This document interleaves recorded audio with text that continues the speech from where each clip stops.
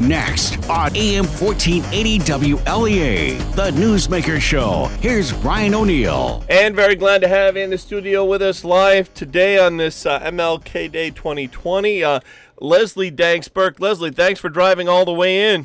You're very welcome. I'm so glad to be here. Leslie Danks Burke, you had, and we reported on this on our news this morning, you have an editorial in the Star-Gazette criticizing Governor Andrew Cuomo for wanting to both, if I understand it correctly, raise taxes and cut Medicaid or something like that. Explain that. Yeah, we have a huge problem in this state that our property taxes are through the roof, and yet we still have a Medicaid program that doesn't work properly. And Governor Cuomo just came out last week in his State of the State and said that we need to raise property taxes even more in order to accommodate Medicaid. And frankly, I'm calling BS on that. We have a Medicaid program that is the most expensive in the country, and we also fund it in a way that no other state does. We fund it through our property taxes. And if New York did the same thing that every other one of the 49 other states did, property taxes in Steuben County would go down by a whopping 56%. What do you think the governor's issue is as to why he wants to do this, Leslie? You know, I think it's the standard politicians speak that the only way to solve problems is to raise taxes or cut services, and I'm just not buying it. I don't think we need to raise taxes to solve this problem of Medicaid not working as well as it should for folks. 97,000 people in our area rely on Medicaid. These are our neighbors. These are kids at our kids' schools. These are our seniors, rely on Medicaid in order to get the health care that they need. And we sure don't need to be funding that through our property taxes because every other state in the country does it in a less aggressive way. Your opponent, Republican State Senator Tom O'Mara, put out some tweets over the weekend mostly criticizing Governor Andrew Cuomo and the New York City Democrats on the issue of the cash bail changes. Did you have any thoughts on that issue? You know, I appreciate that my opponent is saying that he criticizes Governor Cuomo on this stuff, but he doesn't actually vote that way. The problem with how Senator O'Mara is handling himself is he's telling his constituents something very, very different from what he's doing in Albany. If Senator O'Mara actually wanted to get in there and fix this property tax problem, for example, he'd vote to undo a Medicaid mandate that penalizes property taxes across his district. Instead, what he's doing is going right along with the New York City Democrats and with Governor Cuomo and voting in favor of that. Really, that's news to me. I don't check every single vote. So what? Say that again. What he's voting What for? I'm saying is that there is a huge problem in Albany between the powerful Democrats and the powerful Republicans like Mr. O'Mara who team up together to take our property taxes away from us here in this area. We pay through the nose in property taxes, and we are not getting the services back that we should be getting for that. And we've got to hold Mr. O'Mara to task on that. He talks a good game. He says that he's out there standing up for us. But when you go back and look at his votes, he votes in favor of these programs that funnel money away from us. Talking to Democrat Leslie Danks Burke. She drove in. You drove in from Tompkins County this morning. I did. I drove in. It was a beautiful drive. It's gorgeous sunshine shining off the snow there. I was thinking about that over the weekend because I knew you were going to drive in, and I thought with all the weather reports as they were, our meteorologist didn't call it, though, in the way that some of the other meteorologists were, and it turned out the storm wasn't quite as bad as they were predicting. Well, congratulations to your meteorologist. That's pretty great. You definitely deserve some points for that. Yeah, it wasn't quite the storm that I think a lot of folks were predicting, but it sure does make it beautiful out there right now. Changes in the New York State Senate. There's been a lot of those because they say largely because we have a political scientist who comes in every Friday, Dr. Robert Heinemann, Alfred University, political science professor emeritus.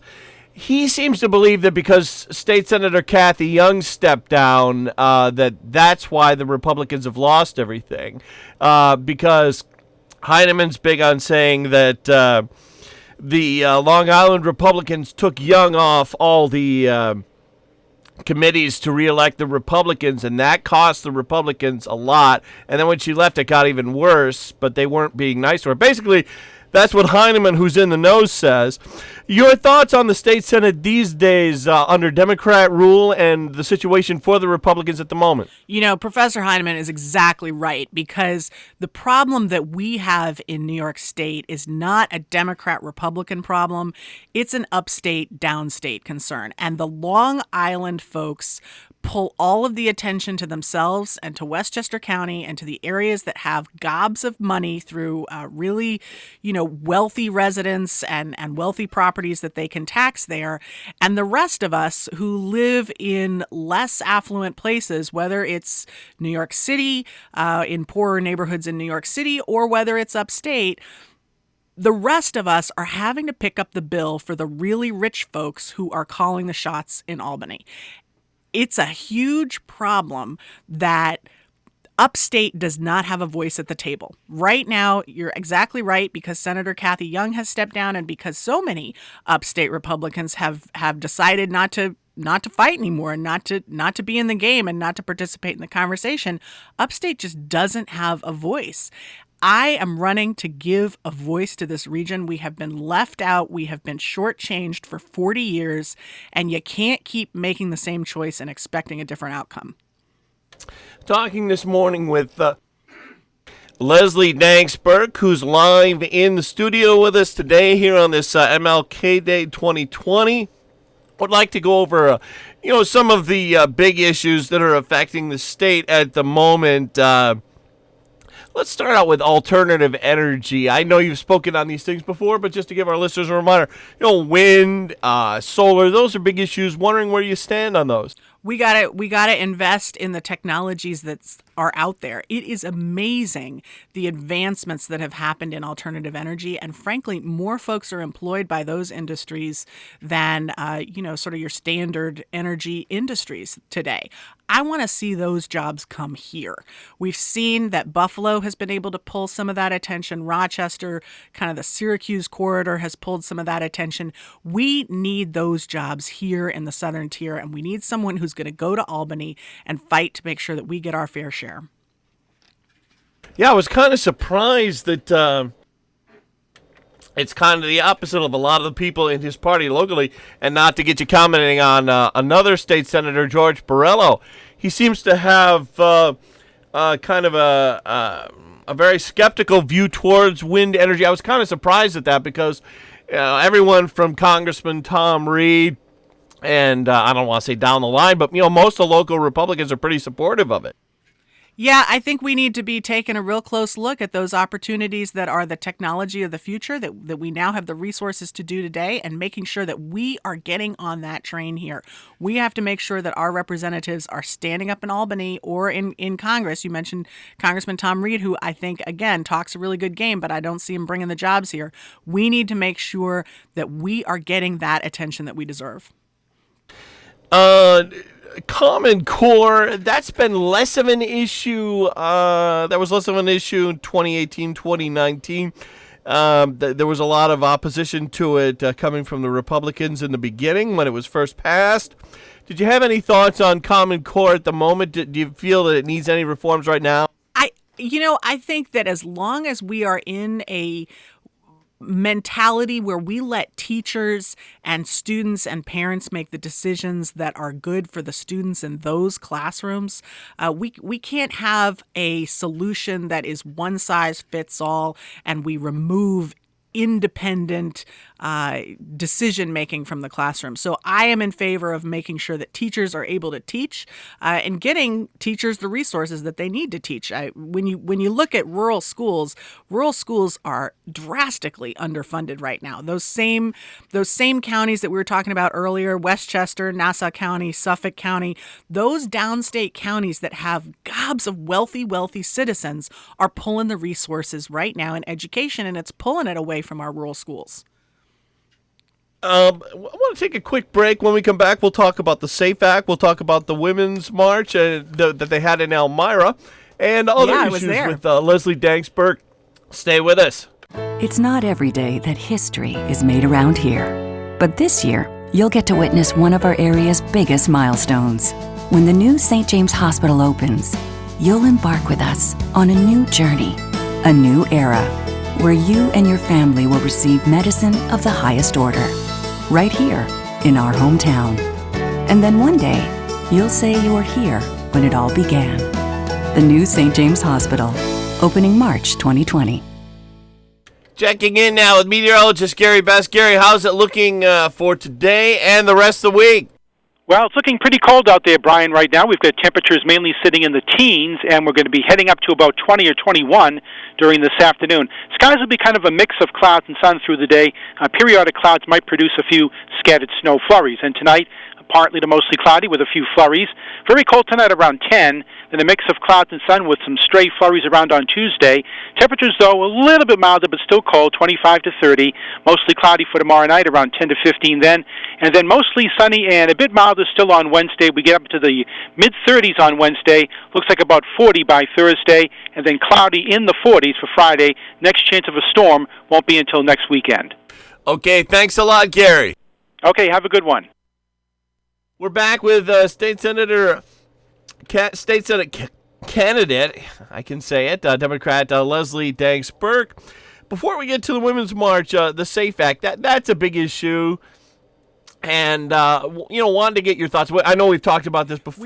We've talked about this before, and I am very opposed to what the SAFE Act did, which was take decision-making out of the hands of law-abiding gun owners and, frankly, railroad a process through Albany that just really disenfranchises regular folks.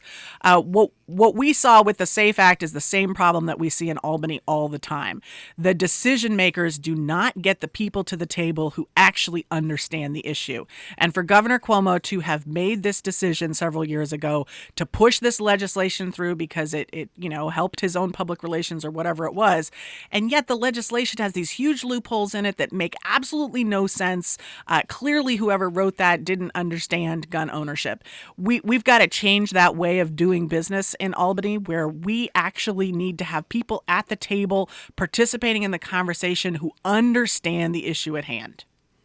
Your thoughts on you said that you objected to the way it was passed in the middle of the night. Well, and I object to the content too. I mean, the content's ridiculous, and that's why we got this terrible content, is because it was passed in the middle of the night in a rush job by people who didn't know what they were doing. Do you think any of the amendments to it have been any good? I think that what have they amended once you start frittering around the edges, it doesn't solve the underlying problem, which is that the legislation does not solve the concerns that we have. Look, 90% of Americans agree that we should have background checks. People understand that on the right and the left. But that is not what the SAFE Act was about. The SAFE Act was about taking autonomy and independence away from your everyday New Yorker. And I see that you talked about that on WETM. You're pretty much a regular there, right? I was for 3 years. Now that I'm running a campaign, I'm no longer holding that spot. It doesn't make sense to do that at the same time. But for 3 years, yes, I was a Democratic commentator on WETM, and I had 5 different Republican counterparts during that period. They were all wonderful people. We really enjoyed going head-to-head and discussing the issues, and we always kept it civil. That's great. Talking with Leslie Danks Burke, the Women's March they had one in Washington. That got a lot of media attention. Now, I see that the Corning and Elmira media outlets are reporting that there was one in Elmira, too, and you were there. Tell us about that. I was there yesterday. It was a great event. It was in Wisner Park in Elmira. There were upwards of 100 people there. It was a really high-energy crowd, really great speakers. The thing I loved about the Elmira one is that it really focused on local concerns and local people who are doing good work around here. The national one, I'm sure, is great for folks who want to, go participate in whatever's going on in Washington, D.C. But for my money, I always think it's better to stick locally and see what kind of energy you can engage here. Leslie Danks Burke, since the last campaign, we've gotten a lot of emails and seen you in the news for your political organization. What's that called again? It's called Trailblazers. Trailblazers, and you help different candidates, both conservative, liberal, Democrat, and Republican. Exactly. Run. We help candidates who, regardless of what party they come from, choose to be more honest than the law requires them to be. And if our candidates that we're working with decide to follow a higher standard than the law requires, if they treat the law, instead of treating it as a floor, treat it as a ceiling, then we'll help out their campaign. And that has been just a great initiative to be involved with over the last 3 years, because goodness knows we can always use more people in elected office who are being more honest than the law requires them to be. Did, like the WETM situation, did being a candidate make you have to step away from Trailblazer? It's a separate volunteer role that I have, so I've stayed president of the board of that organization, but obviously I'm running my campaign on my own time. Kind of curious. The Libertarians, we hear from them from time to time. Larry Sharp made a run for governor last time around. Do you ever hear from Libertarian candidates at Trailblazers? Absolutely. We've had candidates from all walks of life approach us at Trailblazers to, say, look, I may disagree with other Trailblazer candidates on particular policies. I'm on the left, I'm on the right, I'm in the middle, whatever it is. But all the Trailblazer candidates agree that what we need in politics is more people who are behaving more honestly than the norm. Leslie Danks Burke with us this morning. Pulled your name up on ballotpedia.org. Leslie is the daughter of farmers. She knows how taxes can weigh down a family farm and how regulations are tilting the field in favor of big ag and big energy corporations. That's what they say about you. Tell us about that. Yeah, so my folks moved to a farm in eastern Colorado 25 years ago. I didn't grow up on this farm. My parents and my younger brothers moved there after I went to college, and then my younger brothers ended up growing up there. And what we've seen in Colorado is not what we want in New York. In New York, we still have a lot of family farms.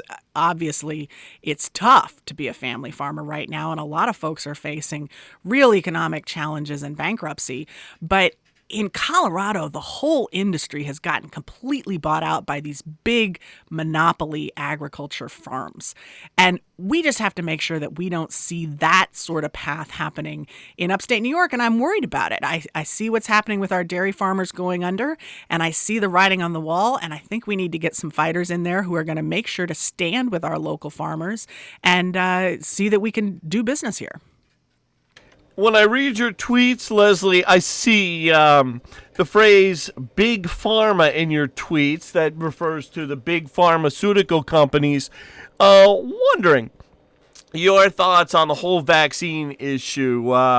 That's a phrase we hear from people like Robert Kennedy Jr.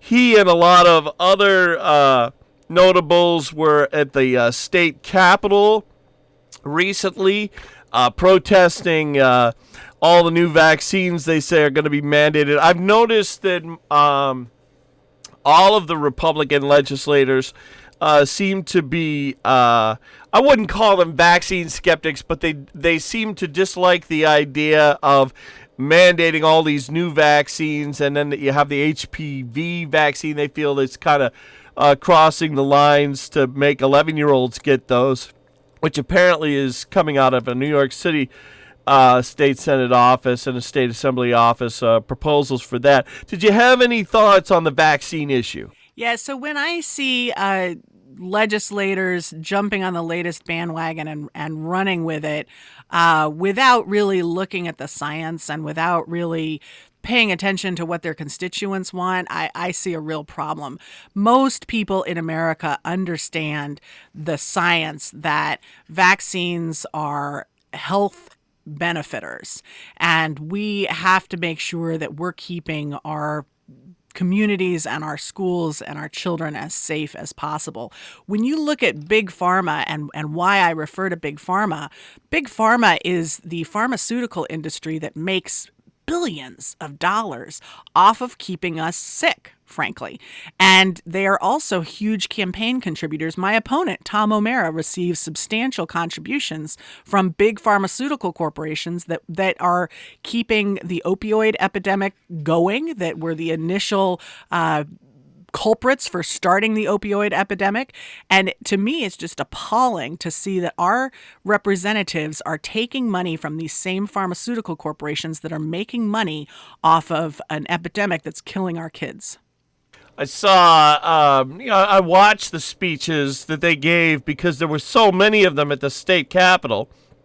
They were outside the governor's mansion, outside the state capitol when the governor gave the State of the State 2020 speech.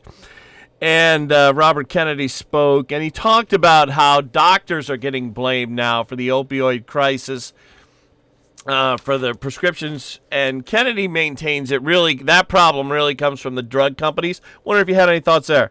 I think the drug companies are absolutely to blame, and I think that the challenges in court that are proceeding right now, we're going to see the outcome of that the drug companies are going to be held responsible for the gobs of money that they made off of pushing opioids and starting the opioid epidemic.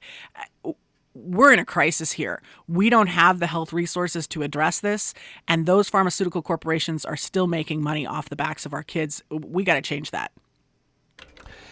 We've been talking with Leslie Danks Burke, Democrat State Senate candidate. Leslie, you've got an event coming up January 28th, I believe. Yeah, we are going to be at Marino's in downtown Hornell at 12:30 on January 28th. And then following that up, we will be in Bath at 2 at the Fire Hall in Bath. We're doing a whistle stop tour through the entire district. We're starting in Penn Yan early in the morning. We'll wrap up at 9 o'clock at night. We're going to hit 7 different locations all in one day. We'll be in Hornell again at 12:30 at Marino's and at the Bath Fire Hall at 2. Just writing that down so we can send our reporter down to Marino's on the 28th. Please do, and we'll make sure to get you all the details on that. Leslie, we're out of time. I want to thank you so much for coming in. I really appreciate it. Good to be here with you. Folks, this week the Justice Department indicted 22 members of the violent street gang MS-13 charged with horrific crimes in the sanctuary state of California.